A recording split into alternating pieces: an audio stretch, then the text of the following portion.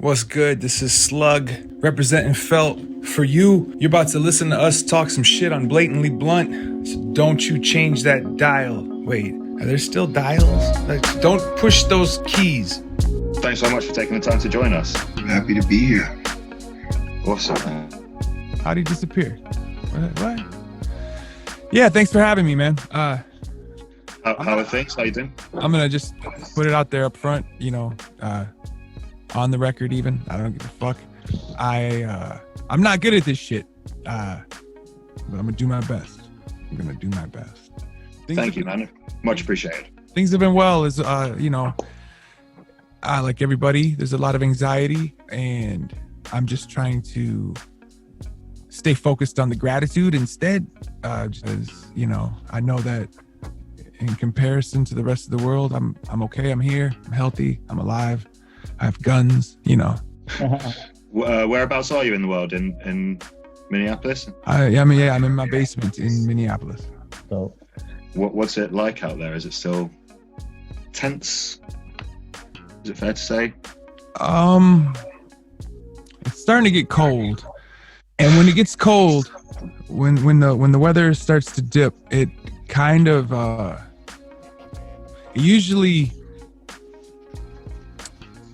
it kind of starts to calm some of the tenseness.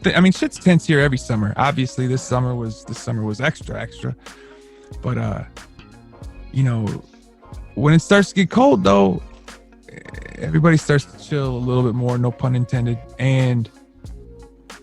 But it doesn't completely erase it, and we'll see what it's like this year, because like I said, this summer was extra, so we'll see what the weather does for it this year, but I've been out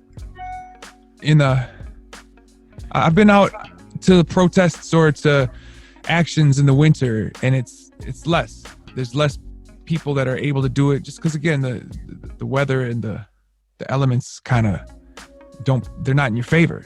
And so it's always, things are a little quieter in the winter. But again, like I said, we'll see what it's like this year, because this year's different. This year's extra. There's a lot more homeless people this year. There's a lot more anxiety this year. There's a lot more anger this year. There's just a lot more people living on the edge, realizing that we're fighting to exist to an extent. You know what I'm saying? And so it's like, yeah. we'll see how the city gets down once the snow falls. I hate London in the summer. I love London cold. Give me London cold and fucking chilly and wet. I miss London. I miss traveling and touring and whatnot, but I also am really enjoying staying home with the kids. But yeah, there are some cities that I genuinely miss, and London is one of them. Can we take our kids to London? Yeah, we could take we got to figure it out. But I'll tell you what, when London allows us to come back, and when traveling is deemed safe and responsible again, if that ever happens, yeah, we take our kids to London, man. And I'll tell you what, let's make something out of it. Like let's stop in New York for a couple of days, and then move on and hit London for a couple of days, and then from there move on and hit somewhere else, and let's turn it into like a little, because let's show the kids how we see it. Obviously we can't take them on tour, but let's show them how we see it, where it's like, you get to be here for 3 days, go, and then and let's go do like 2 weeks of that, we're just 3 days, and then go 3 days and go pack everything into one backpack, bro. Let's go. So you enjoy that kind of drifting in and out of cities, that kind of tour lifestyle? Is it that's fun to do, that kind of get in, see everything you can, do everything you can, get out? And I guess I enjoy it. It's like sauerkraut. I don't enjoy sauerkraut, but I crave it if I don't have it. I like how we tour, like with Living Legends in the beginning. We would go and we'd have 3 shows scheduled and be in the country for 3 weeks. And we would just go to clubs in Japan, or like hang out in Trier and Ghent, and like eat food every day, and like just we be in random places because we're stuck. And we had one show in Groningen, Holligen, and then we just ended up in the projects with a bunch of Dutch rappers for 2 weeks, playing soccer and watching X-Files on VHS. Shit. Trying to sling tapes just so you could, get some food. Yeah. Yep. Yeah. So I like traveling like that. Touring, like, you don't get to do as much, but like going to Australia for 3 weeks and having 3 shows was fun. And touring, when you call it touring, there's this thing where you have to be kind of fiscally responsible because you tend to also have a crew of people with you that you're responsible for.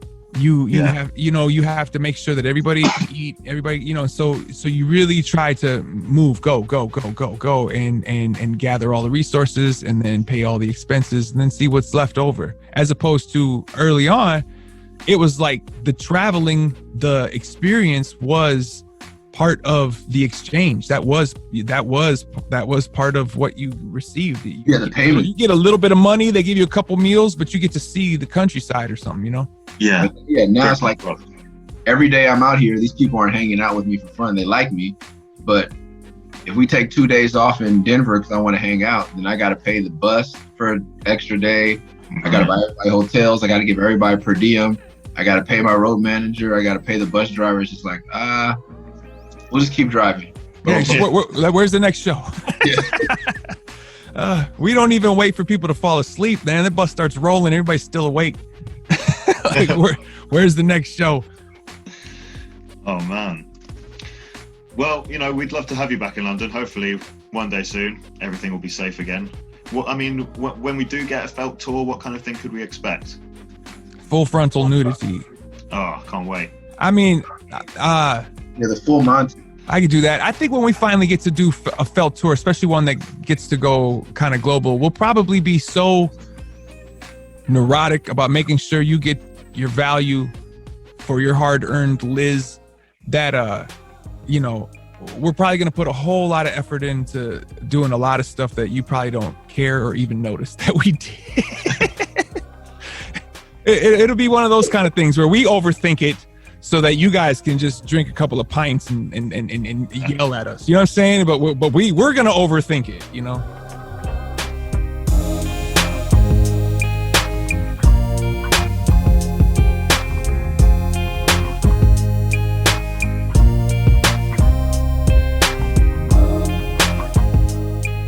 Would be why has it been such a long time since the last Felt album, and why is this the right time for Felt for you?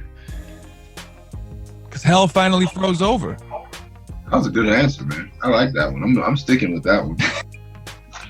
Nah, it's always been with Murs and myself. It's always been a scheduling problem. Every single Felt record, aside from the very first one, which was kind of like just a happy accident. Yeah. Every record after that was a scheduling issue. It was a matter of when. So I don't know if you guys noticed, but Murs might just be one of the hardest working rappers in the world, and him finding a window of time that matches my window of time. It's never been easy. It's always been something that we've had to really put work into and sacrifice other things in order to do. And this time, I think we cracked the code. We both had a bunch of kids, and that kind of, in a weird way, as much time as it takes away from you, it also forces you to like plant your feet in the ground once in a while for extended periods of time. And so Murs scheduled a family vacay to come out to Minneapolis so that his kids and my kids could kick it, and his wife and my wife could kick it, and then me and him could sneak off and make a record at night after everybody went to bed. Oh, right. So that's how it was made. That's how this one was made, yeah. Oh, that's awesome. So it's like I said that's how babies are made. It's a beautiful baby you've made. I think I think 2020 is the perfect time for a new Felt album.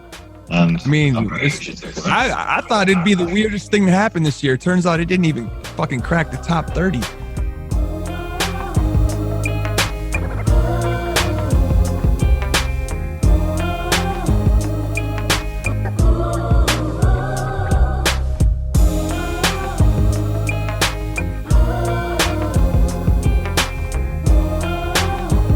The decision to make it a surprise album, was that again just something that came out organically, or was it something you thought about? That was pretty much by we did not choose to go that route. I had just done a quote unquote surprise album with The Atmosphere. Right. And so we had fully intended on putting the full, fireworks behind the Felt record. But what had happened was, before we could even, we had announced one show at Red Rocks, which is kind of a large outdoor venue in Colorado here. Beautiful venue, natural like landscape. It's just huge rocks. It's like up in a mountain or something. You know what I mean? So it's like Atmosphere does an annual show there. And so what we were going to do this year was we were going to announce Felt, but we were going to do it in a way that had its own lead up. I was going to first announce Murs was going to come play this show at Red Rocks with us, right? And upon announcing that, we were going to drop a single that me and him had done together called Name It in Your Mouth, because oftentimes, we'll drop a song to go along with a big show announcement or a tour announcement or whatever. So it's like, here, check it out. Colorado, come out and see us in August. Murs is going to be there. Here's a song to celebrate that. And then people are like, oh, maybe they'll perform that song at the show or something, right? And then there was a Felt 3 reissue that was getting released, and that was going to come out. And so then it was kind of like, Felt 3, here's the reissue, et cetera, et cetera. And that's a little bubble, there's bubbling a little bit, but then it's like, oh, okay, yeah, maybe they'll do some Felt stuff at Red Rocks, they'll expect us to do Dirty Girl, because that's the big one, right? And then it was going to be, bam, Felt new album, Felt 4. And upon doing that, I forgot to mention, we had a tour booked. We booked a tour like back in January that was going to lead us into Red Rocks. So we were going to make that tour announcement to go along with the song that we dropped and the Felt 3. Then we were going to announce the Felt 4 record on the day that the tour started. And all of it, because of COVID, we had to cancel the tour. We had to cancel the Red Rocks show, and we got stuck sitting there going, well, what are we going to do with all of these ideas that we had to do all this shit? And so that's when we were like, all right, fall back. We'll still drop the record on the day that the tour was going to start, because we were both kind of like sensitive. We tie our feelings to this work that we do. So in our worlds, we were just like, you know what? Let's still aim the album for August 6th, which is the date I believe it was. I mean, that was the day of the first show of the quote unquote tour that was going to wrap up at Red Rocks. Let's still release the record August 6th. Let's still put out the teaser single to also kind of help hype up that reissue. So we still had the physical parts to this, but we decided to just kind of chill and go the surprise route because COVID spoiled touring plans. It worked out okay. I'm kind of happy with the results. It worked out as good as it could, I think, under the circumstances.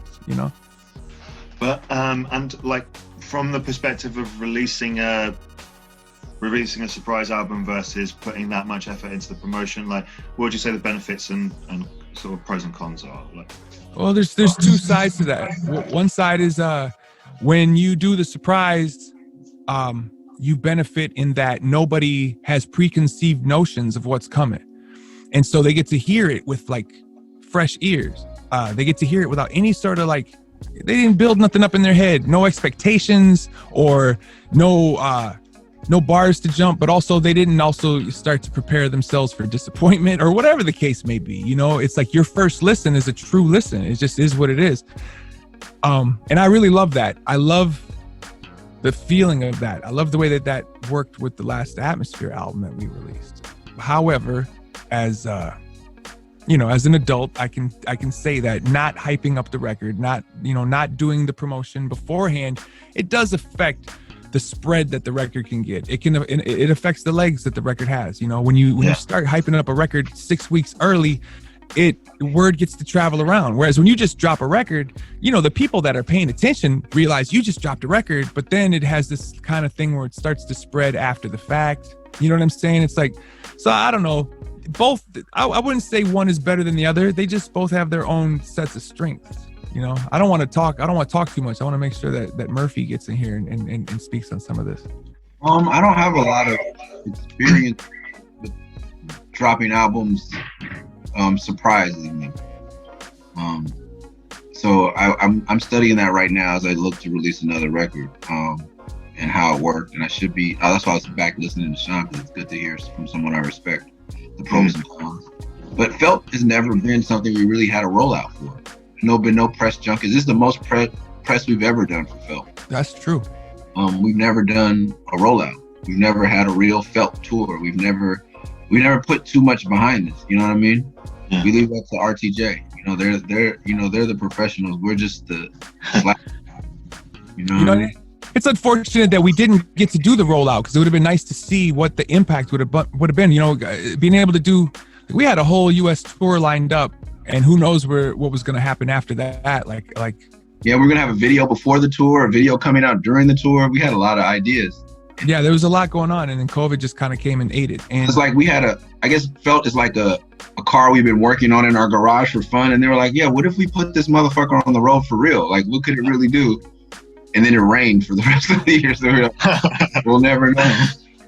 I won't say we'll never know, though. You know, I do think that when again, once it's safe and responsible to travel again, I do think that we need to do a Felt tour. And I guess I'm telling you guys at the same time as I'm telling Murs this, but I do think that we need to make something happen, just because we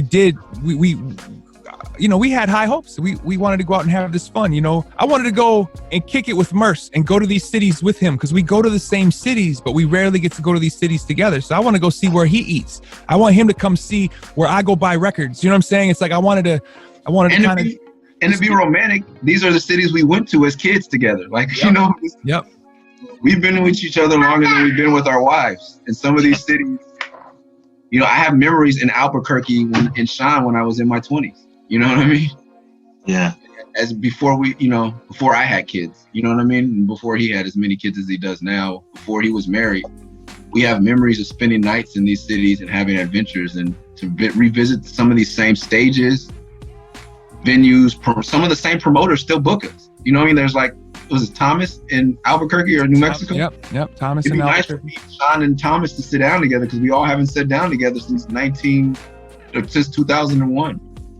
But I think that we also need to do, and that's the hard thing, is being able to do another album, roll it out, and then have a tour like we planned for this. We'd have to go back in time, I guess, or do another record, which.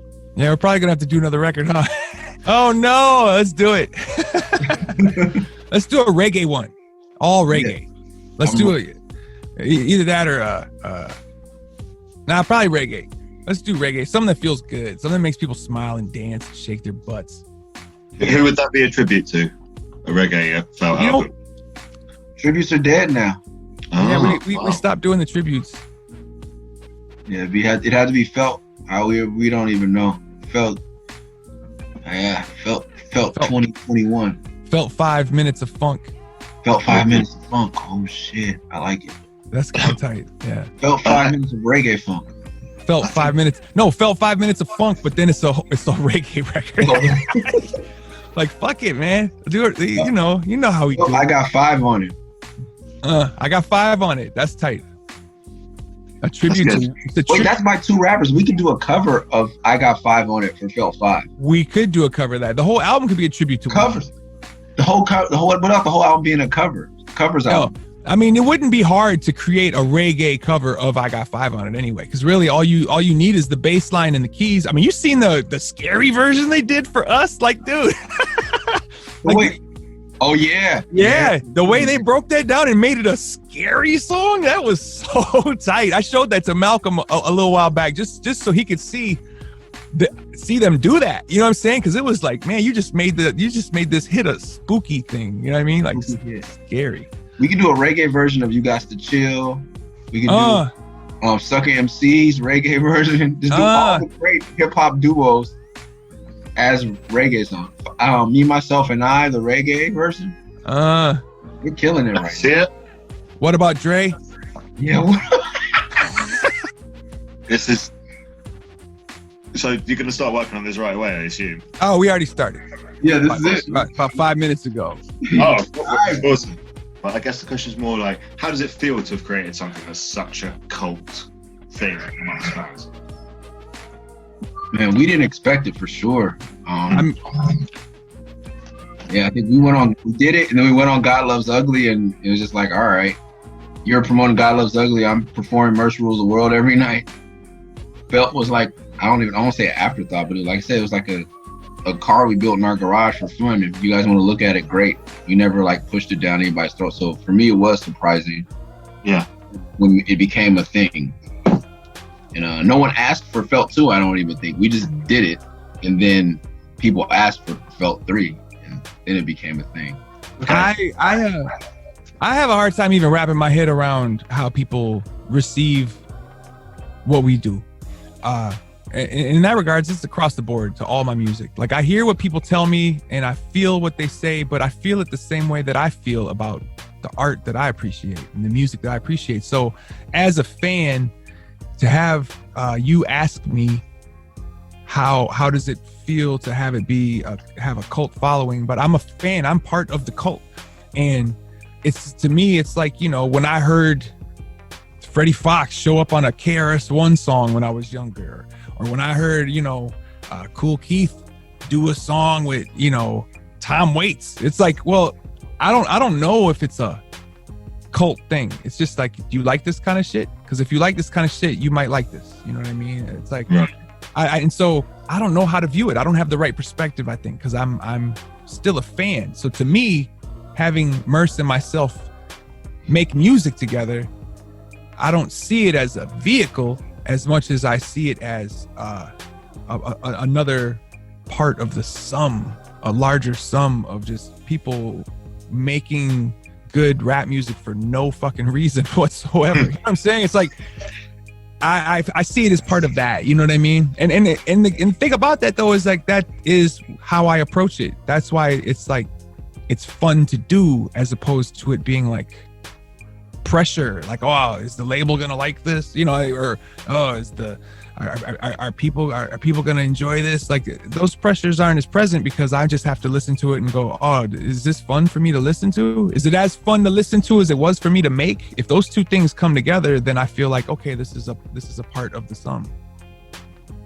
It's a very complete answer. I feel like I was ready for that question, B. Yeah, thanks, man. Appreciate that. And I guess, like, making music for Atmosphere or Murs making solo stuff, like, how do you approach it differently? I know you said the creative process for this album was a bit different from the other Felt albums, and that, like, the first one you said it was a happy accident. But yeah, when you is there a way you go about writing a song for a Felt project that is different from where you would write for Atmosphere or Murs for your solo stuff? For me, with Slug, it's a chance for me to be a little more. It's funny that people use the term literal, especially now. People literally, it was literally, but for me, for Slug, it was to be more literal in the sense of, he's very vague, like literature. Sean writes literature, you know.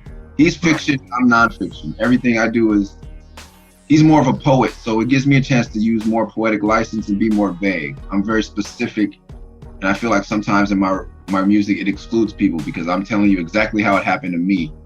And like songs like Bold Roulette, like Sean, like, let's write about this, but don't write about this. That's different for me. Cause I never tell myself to do that. I'm just writing exactly what I'm feeling, instead of alluding to what I'm feeling, so that maybe someone else will get a similar feeling, but they have space to have their own feeling around that feeling. Man, I like that answer. That's dope. For me, I feel like it gives me an opportunity to kind of I can let go of my tendencies to preach and lecture and shit. I don't know why, but within much of the Atmosphere music, I have this tendency to go these places where I'm like, I gotta make my heroes proud by making sure that my intent is obvious with the song. And it wasn't so much like that when I was younger, but as I've gotten older, I've definitely been a lot more intentional. Whereas working with Murs gives me a little bit of room to be less intentional, not for the sake of being less intentional, but because I have to figure out how to, like, cooperate and collaborate with another artist. So I have to let go of some of my control issues. I gotta let go of my need to, like, steer the ship, and just kind of relax into just rapping. And you know, I mean, I'm still the sucker that needs a concept or an excuse to rap. So there's still intention there, but I'm just able to kind of fall back off of the soapbox a little and kind of go and kind of feel what it was like when I was younger, and I was less concerned about making sure that I was teaching you something, you know. As far as Ant's input, how much does that affect the kind of, like, no pun intended, feel of a Felt album? But particularly on this one, I think I'm not alone in, like, a lot of people on the internet say this is some of his best production. How much does that, like, inform what you guys are doing?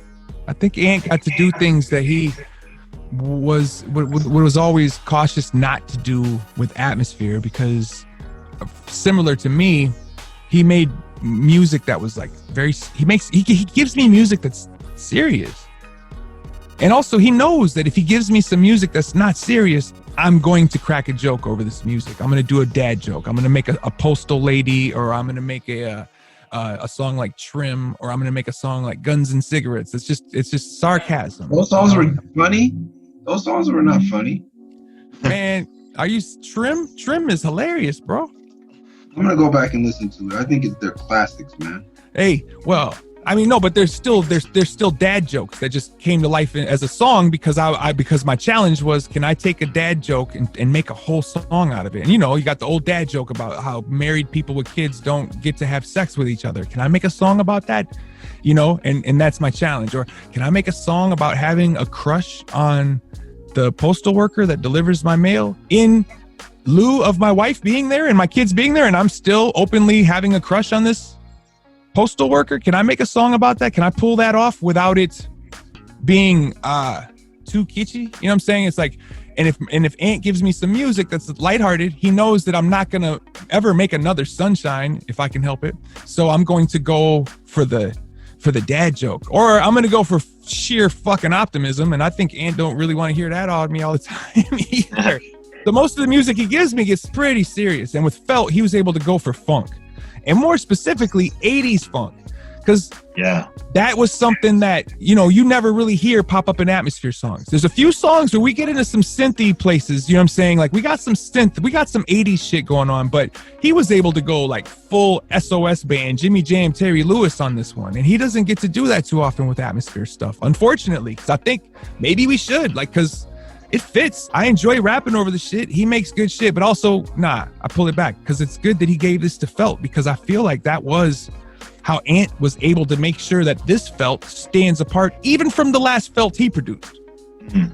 You know, it's like, of course he's going to stand apart from Grouch and from A$AP Rock's production, but he had to stand apart even from the last Felt record he did. And that one was a little bit more on some 70s funk and R&B.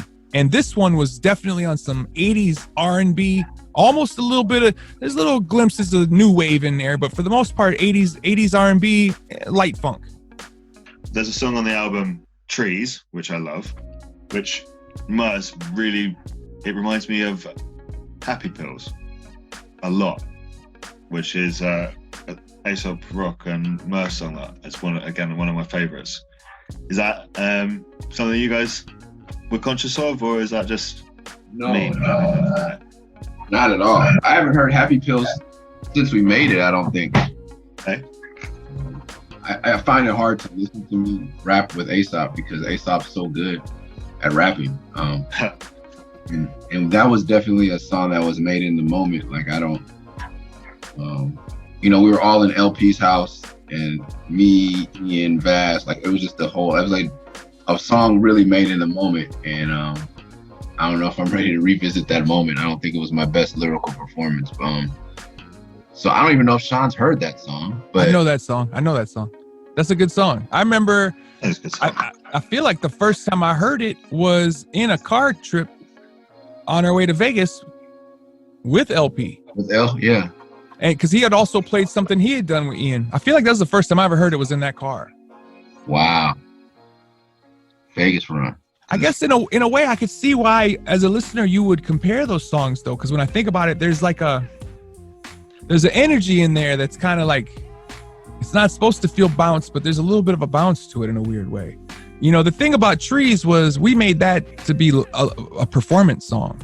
We wanted a song that would be fun to perform, much like each record has a couple. The first one had like hot bars. You know, Felt 2 had Early Morning Tony, you know, where we do some back and forths and we quote some of our favorite shit, you know, pop culture references or old rap songs, whatever. But the point of it is we can go back and forth live and do some, like, you know, Beastie Boy shit or Run DMC type shit, you know? Yeah. And that's what Trees was to me. But I can see as someone who listened to it, I can see why. I mean, aside from like the obvious, what Murs already said, A$AP Rock out raps the fuck out of everybody. But just the vibe of the song, the nuts of the song, the can I say that on the air? He had bolts. Definitely. The bolts of the song, the bolts. I see where you're coming from. I'm smelling what you're dropping.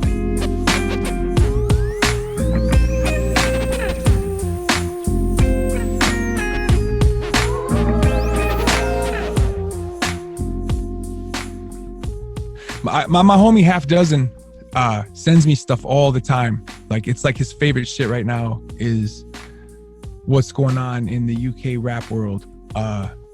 And of course right now, like, everything he sends me is dope as fuck. And of course right now my brain is blanking out. But there's the one homie that's really, really huge right now, even though I hadn't even heard, I didn't even hear of him until he was already way huge. What's this dude's name? He's Stormzy, thank you. The dude can rap really good, and I saw a video of his that blew my mind and made me really jealous, and that was the first thing that Half sent me that made me start going, what are you talking about? And I wish I could pull up, you know, the thread of stuff that he sends me to listen to and check out, but yeah, I suck right now. I suck for that. That's why I went to London in 2004, because I was obsessed with grime. I think they had these like Run the Road compilations. I went to London to record an album hoping to run into some of these kids to meet, and I ended up connecting with Ty, who recently passed through the COVID. Yeah, and he took us to Brixton, and you know, at that point there was a real split between the traditional hip hoppers in the UK and the grime kids, you know. Yeah, so he couldn't really plug me with him, but he did take me to Brixton, which introduced me to Black British culture, which was amazing. And you know, Roots Manuva. And then I was really in love with an artist named Dirty Goods in like 04, 02. And I couldn't find anything on him. And then when Ty, you know, I don't want to cry. When Ty passed away, I attended the funeral virtually, you know? And then of course, I just like set up crying and like looking through all his posts. And then I saw that Dirty Goods had done a tribute to him. And I was like, what are the odds that I was looking for this guy in London 16 years ago, and now he did a tribute song to a friend that we have in common. And I just dropped Dirty Goods' name in a song I did for Lord Apex, who was a kid out of London as well. And I have a verse on his new album. And so then I sent it to Dirty Goods, just DMing. I'm like, bro, I've been a huge fan for like 16 years, man. And I didn't know you knew Ty, and then he hit me back. So and then Stormzy, like, I love his music, but I love the fact that he has a book label, like Murky Books. My goal in life is to have a library with every book published by Murky Books, you know? Because I feel like as a black superstar and really a superhero, like his new video, he deserves a lot more respect.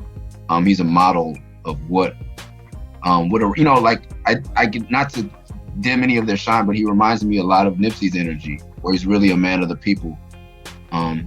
And then on my Twitch, like, people just try to tell me the difference now between UK grime and UK drill.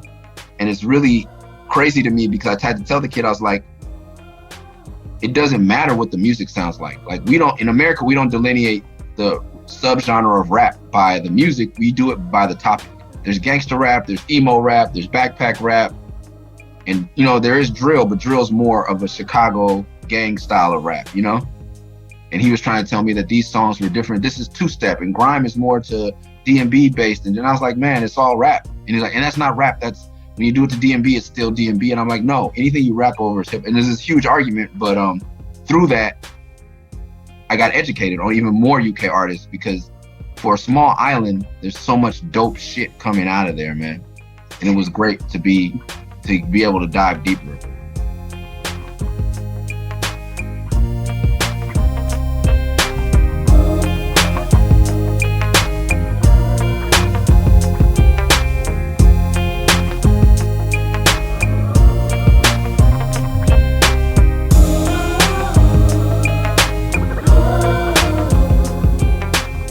Murs, you got any new solo material coming out soon, Murs?